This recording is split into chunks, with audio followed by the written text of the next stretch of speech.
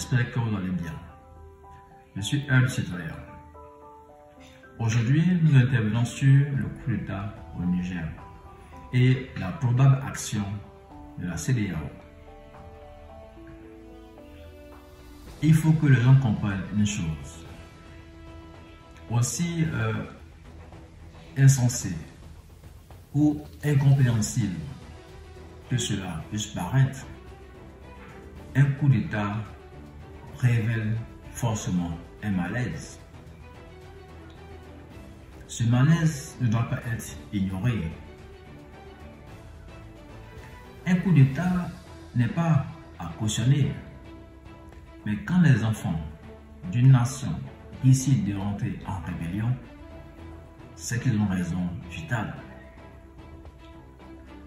Il faut le comprendre. Quel est ce malaise dans les pays africains francophones?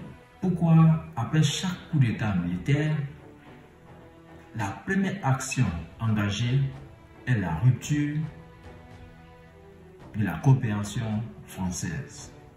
Pourquoi? Il y a un malaise. Il y a quelque chose que les gens ne veulent plus, que la nouvelle génération qui vient ne veut plus. Il faut le dire. Un citoyen avait prévenu en ce terme. Tout ce qui s'applique à un pays francophone s'appliquera aux autres de façon irréversible. C'est une question de temps.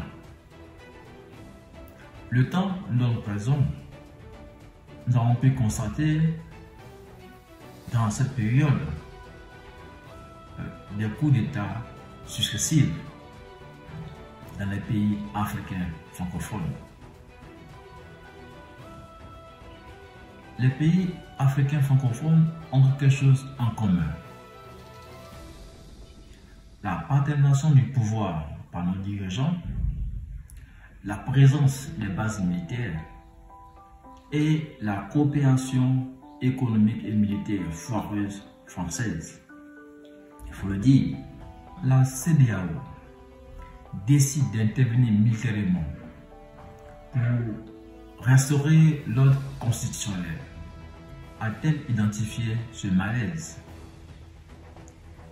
Les dirigeants de la CEDEAO le font pour eux ou pour le bien des citoyens nigérians. Quel est l'intérêt de restaurer ou rétablir quelque chose qui n'a pas fonctionné? Le peuple nigérien souverain a-t-il rejeté le coup d'État?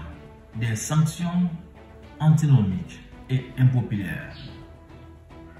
Si la CEDEAO a besoin de ce dont est utile pour l'Afrique, nous leur disons que le terrorisme est encore présent en Afrique.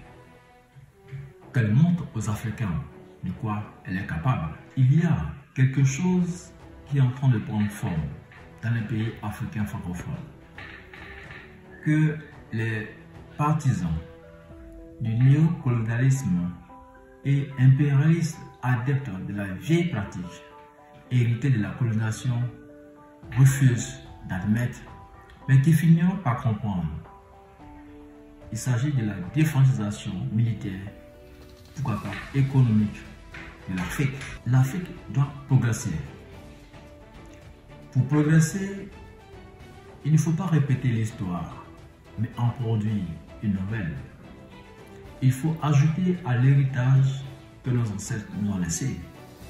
Gandhi, la génération qui vient veut une nouvelle histoire. L'Afrique, le peuple africain, doit être solidaire. Merci de votre soutien.